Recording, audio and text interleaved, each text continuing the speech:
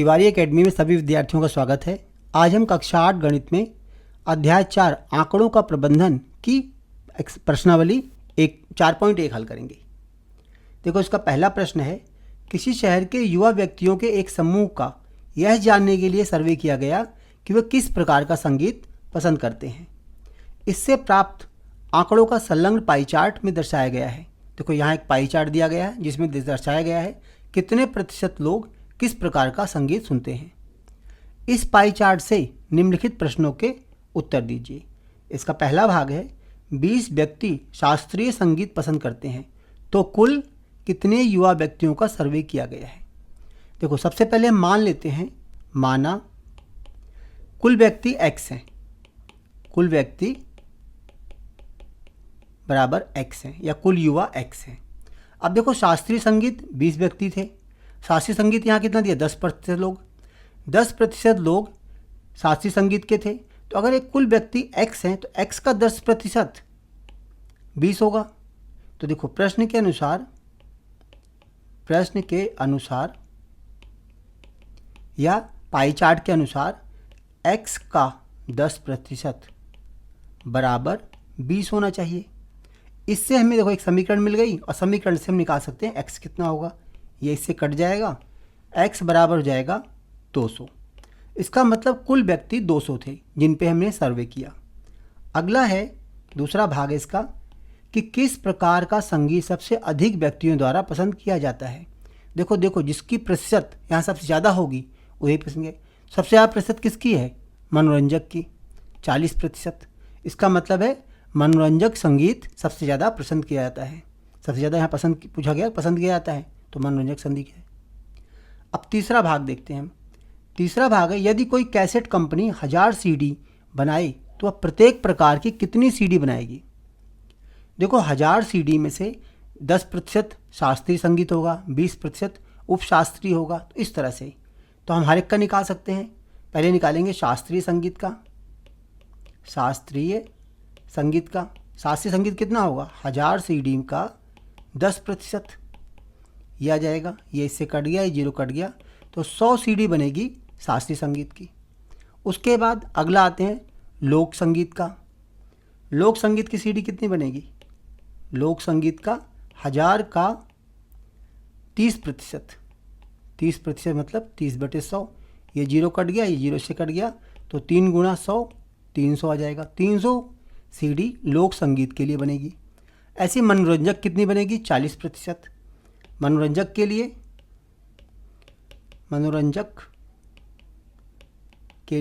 1000 का 40%।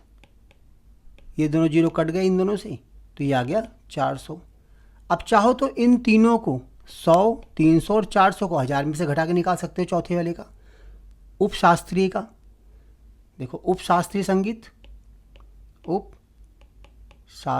संगीत का कितना प्रतिशत दिया हुआ है इसमें, ये दिया हुआ है हमारे पास 20%। यहाँ देखो 20% दिया गया है। अब इसका 20% निकाल लेते हैं हम। 1000 का 20%, ये 0 इससे कट गया, इससे कट गया, तो ये आ गया 200। तो इससे भी निकल जाएगा। अगर 1000 में से इन तीनों को घटा दें हम तब भी 200 आ जाएगा। तो देखो, हर एक के लिए अलग अलग पूछा गया था कितनी CD बनानी पड़ेगी, हर एक के लिए हमने अलग अलग यहाँ पे निकाल लिया है। प्रश्न 2, 360 व्यक्तियों के एक समूह से 3 ऋतुओं वर्षा, सर्दी और गर्मी में से अपनी मनपसंद ऋतु के लिए मतदान करने को कहा गया। देखो, कुल व्यक्ति कितने थे, 360। इनमें से प्राप्त आंकड़ों को संलग्न चित्र में दिखाया गया है। यहाँ चित्र में दिखाया गया है किस ऋतु को कितने लोगों ने मत दिया हुआ है, किस ऋतु को सबसे अधिक मत मिले। तो देखो, यहाँ से देख के हम बता सकते हैं ना, यहाँ 90 मत मिले हैं, यहाँ पे 120 और यहाँ 150। तो 150 किस ऋतु को मिले हैं सबसे ज़्यादा, शीत ऋतु को। तो पहले का उत्तर आ जाएगा शीत ऋतु को। प्रत्येक त्रिज्या खंड का केंद्रीय कोण ज्ञात कीजिए। केंद्रीय कोण ज्ञात करने के लिए पहले हम इनका योग करते हैं। अगर इन तीनों संख्याओं का योग करते हैं तो देखो 0 आ जाएगा, यहाँ पे 6 आ जाएगा और यहाँ 360 आएगा। वैसे भी यहाँ पे 360 दिया गया है हमें। अब हम ये निकालेंगे कि पहले वाली संख्या का कुल के साथ जो अनुपात आएगा उसको 360 से क्योंकि देखो किसी बिंदु के चारों तरफ कुल कोण ये 360 डिग्री का होता है, सारा कोण मिलाकर। तो हरदम हम 360 से करेंगे। यहाँ एक इत्तेफाक है कि यहाँ 360 व्यक्ति भी हैं और हमें 360 से गुणा भी करना है, लेकिन वहाँ व्यक्ति चाहे जितने हों हमें हरदम 360 से गुणा करना है अगर हम केंद्रीय कोण ज्ञात कर रहे हैं तो देखो केंद्रीय कोण ज्ञात करने के लिए यानी कि इसके दूसरे भाग के लिए पहले का केंद्रीय कोण ग्रीष्म का केंद्रीय कोण, देखो ग्रीष्म का कितने मत हैं, यहाँ 90 मत हैं, कुल मत 360 हैं, गुणा में हरदम हमें 360 ही करना होता है क्योंकि ये 360 डिग्री है। तो देखो 360 पूरा कट गया, यहाँ पे 90 डिग्री आ जाएगा। तो देखो केंद्रीय कोण जो आएगा, केंद्रीय कोण यहाँ पे आ गया 90 डिग्री। अब बिल्कुल ऐसे ही इसका 120 डिग्री आ जाएगा और इसका 150 डिग्री, क्योंकि हर बार 360 से 360 कट जाएगा। तो इसके केंद्रीय कोण ये आ जाएंगे 90, 120 और 150। तीसरा भाग है इसका, इस सूचना को दर्शाने के लिए एक पाई चार्ट खींचिए। पाई चार्ट बनाने के लिए सबसे पहले हम एक वृत्त लेते हैं, वृत्त का केंद्र ये है, उसमें इन कोणों को एक एक करके बनाते हैं। सबसे पहले हम कोई भी कोण बना सकते, मान लो पहले हम 90 कोण बनाया, ये 90 डिग्री कोण बन गया है, चांदे की सहायता से 90 डिग्री कोण बन गया। अब 90 डिग्री के कोण में क्या था, ग्रीष्म ऋतु थी, तो ये आ जाएगा हमारे पास ग्रीष्म ऋतु। अब उसके बाद देखो चांदे को यहाँ रखकर, इस जगह कहीं भी रखकर चांदे को, और फिर हम यहाँ पे बनाएंगे 120 डिग्री कोण, जो कुछ ऐसा बनेगा, ये हमारा बन जाएगा 120 डिग्री का कोण। ये देखो 90 डिग्री का था, तो तीसरा कोण अपने आप 150 डिग्री का बन जाएगा, हमें बनाने की ज़रूरत नहीं पड़ेगी। तो ये आ गया हमारे पास 120 डिग्री का, ये वर्षा ऋतु के लिए है, और तीसरा शीत ऋतु के लिए, ये शीत ऋतु के लिए। तो ये पाई चार्ट है। पाई चार्ट हमें हरदम प्रकार की मदद से और चांदे की मदद से बनाना है, हरदम एक एक कोण को नाप के।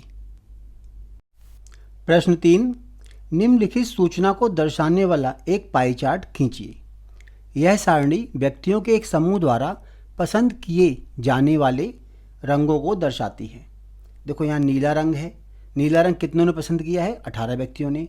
ऐसी हरा रंग है, 9 व्यक्तियों ने। इस तरह आगे भी दिए गए हमें पाई चार्ट बनाना है, और पाई चार्ट बनाने के लिए हम पहले इसके केंद्रीय कोण की ज्ञात करते हैं। केंद्रीय कोण जब ज्ञात कर लेते हैं तो किसी भी वृत्त के अंदर जो केंद्रीय कोण है उनको बना के हम पूरा पाई चार्ट ऐसे बना सकते हैं। तो सबसे पहले इसके हम केंद्रीय कोण ज्ञात करेंगे। केंद्रीय कोण ज्ञात करने के लिए जैसे देखो नीला रंग है, नीला रंग 18 व्यक्तियों को पसंद किया है, तो हम पहले निकालेंगे नीला रंग का केंद्रीय कोण। नीला रंग बराबर, देखो कितने व्यक्ति हैं यहाँ पे, 18 व्यक्ति हैं, और कुल व्यक्तियों की संख्या 36 है।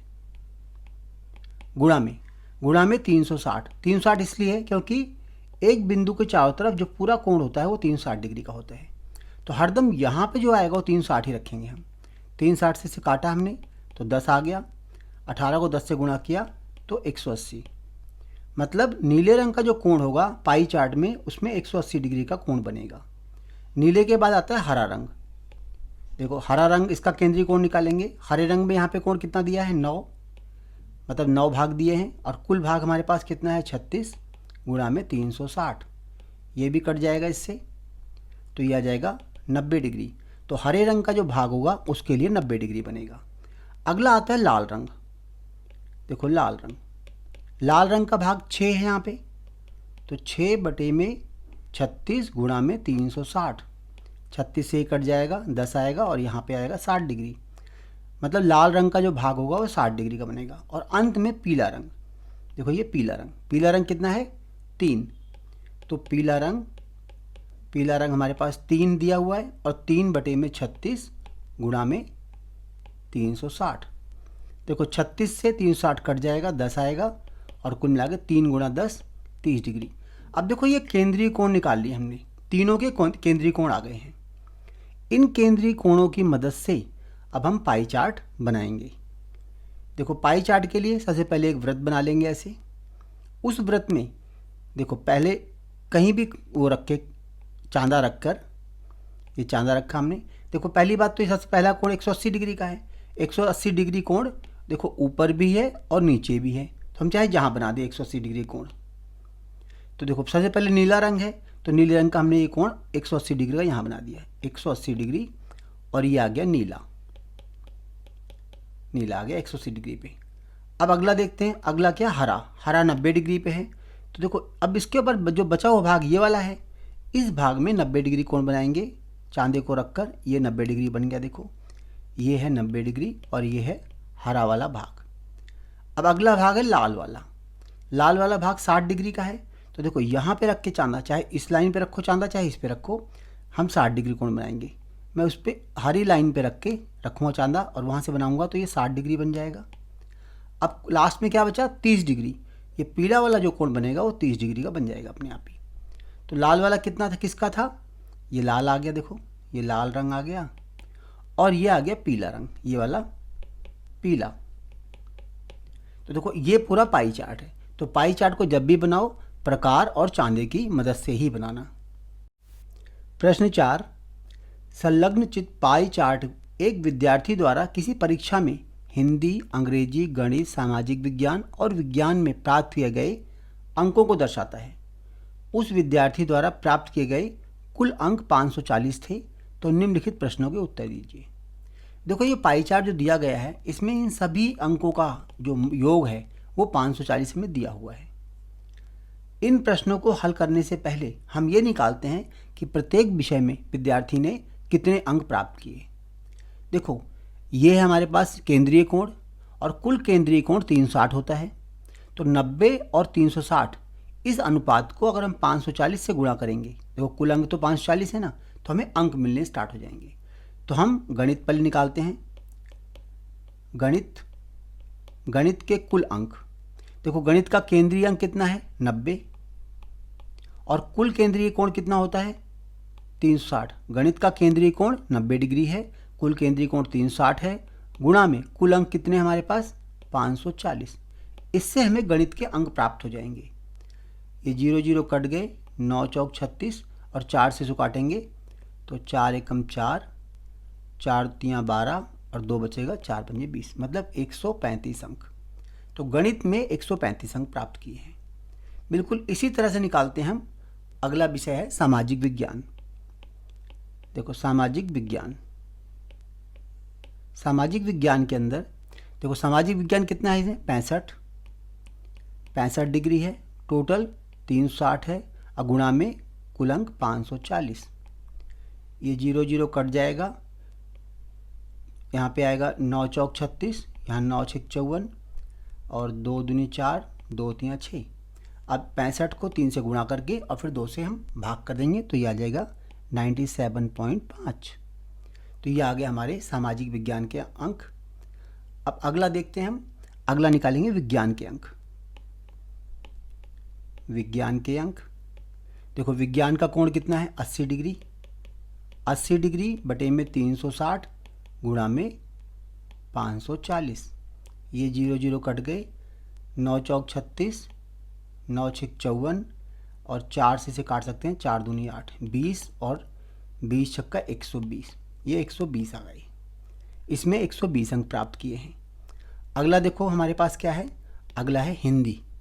विज्ञान के बाद हिंदी आता है यहाँ पे इस चित्र के अनुसार।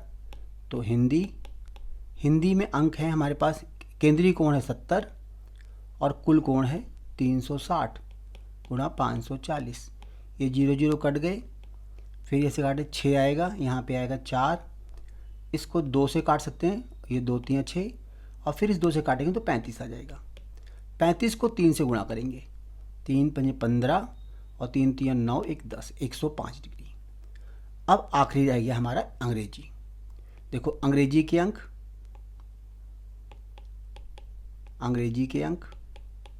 अंग्रेजी का कोण है 55 बटे में 360 और गुणा में 540।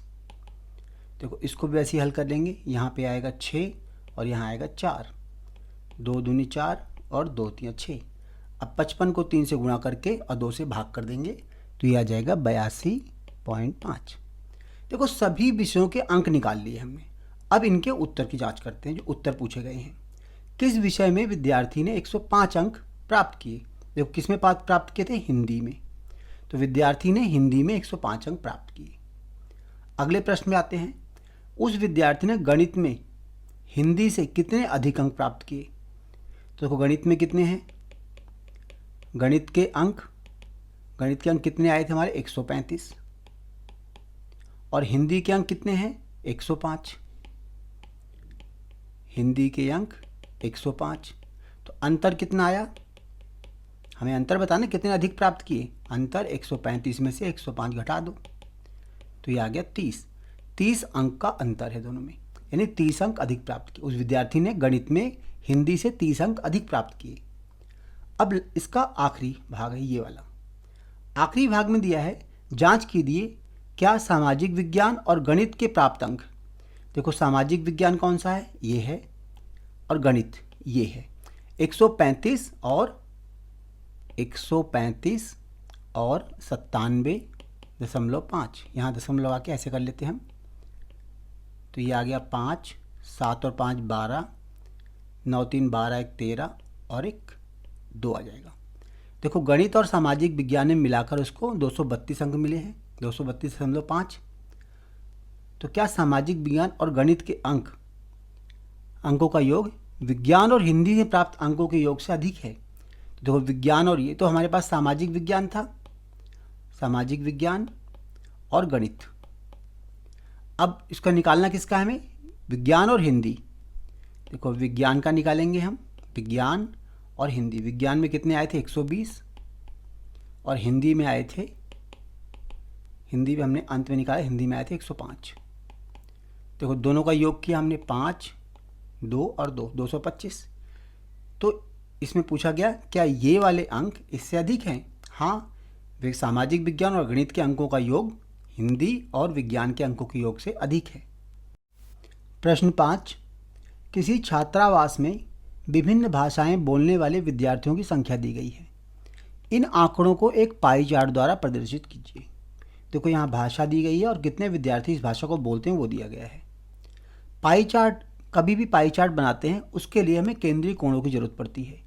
जैसे हिंदी में 40 विद्यार्थी हैं तो 40 विद्यार्थियों के लिए कितना केंद्रीय कोण बनेगा, क्योंकि जब हम पाई चार्ट बनाते हैं ऐसे तो केंद्र पे कितना कोण बनाएं, इसके हिंदी के लिए कितना कोण बनेगा, अंग्रेजी के लिए कितना बनेगा, ये सब निकालने के हमें केंद्रीय कोण निकालने पड़ते हैं। और केंद्रीय कोण निकालने के लिए देखो जो 40 है, 40 बटे में इसका कुल योग मतलब 72 गुणा में 360, क्योंकि एक बिंदु के चारों तरफ कोण 360 डिग्री होता है। तो हम सबका पहले केंद्रीय कोण निकालते हैं। हिंदी का केंद्रीय कोण, देखो हिंदी में कुल कितने विद्यार्थी हैं 40, और कुल योग कितना है 72 गुणा में 360 डिग्री।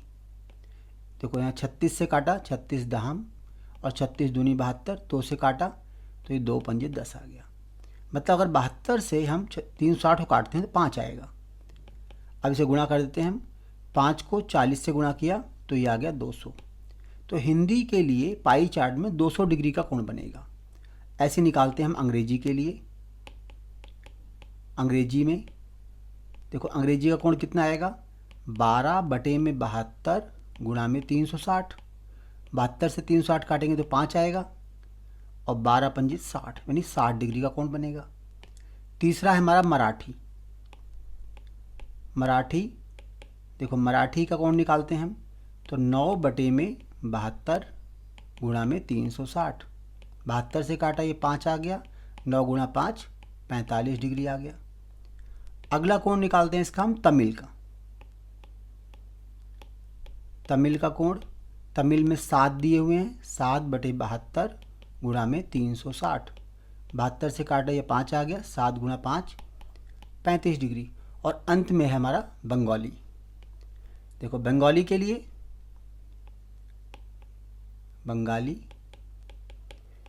बंगाली में 4 दिया हुआ है, यहाँ 72 आ जाएगा गुणा में 360। ये काटा 5 आ गया, 4 गुणा 5 20। देखो सभी के कोई केंद्रीय कोण आ गए हमारे पास, ये केंद्रीय कोण आ गए हैं। इन केंद्रीय कोणों को पाई चार्ट बनाते वक्त ध्यान रखेंगे इनका हम, और वहीं पे इनको बनाएंगे चांदे की सहायता से। पहले एक वृत्त बनाया और एक यहाँ पे रेखा खींच दी केंद्र से यहाँ तक, परिधि तक। अब देखो पहले 200 डिग्री कोण बनाना है, तो चांदे को यहाँ रख कर 200 डिग्री कोण बनाएंगे, लगभग वो यहाँ तक बनेगा, क्योंकि 180 सीधा होता है, तो लगभग 200 डिग्री कोण यहाँ तक बनेगा। और ये जो पहला बनेगा ये हमारा हिंदी आ गया, ये हिंदी आ गया, ये 200 डिग्री का कोण है। अब अगला देखो 60 डिग्री, 60 डिग्री कौन सा है? अंग्रेजी। तो इस लाइन पे चांदे को रखकर हम यहाँ फिर से देखेंगे 60 डिग्री कोण बनाएंगे, ये 60 डिग्री आ गया, और ये आ जाएगा हमारा अंग्रेजी, ये अंग्रेजी आ जाएगा। बिल्कुल ऐसे ही 45 डिग्री कोण बनाएंगे अगला हम। देखो ये 45 डिग्री बनाया हमने, ये 45 डिग्री, और ये आ जाएगा मराठी, यहाँ मराठी आ जाएगा। इसके बाद अगला कोण हमारे पास है तमिल का। देखो तमिल में 35 डिग्री है, तो यहाँ से वो 35 डिग्री बनाएंगे, ये 35 डिग्री, और ये तमिल आ जाएगा। और अंत में जो ये बचेगा, ये 20 डिग्री बचेगा, और ये आ जाएगा बंगाली। तो ये पाई चार्ट है। पाई चार्ट को हरदम प्रकार और चांदे की सहायता से ही नाप के बनाएं, ऐसे रफ चित्र बना के ना आए एग्जाम में।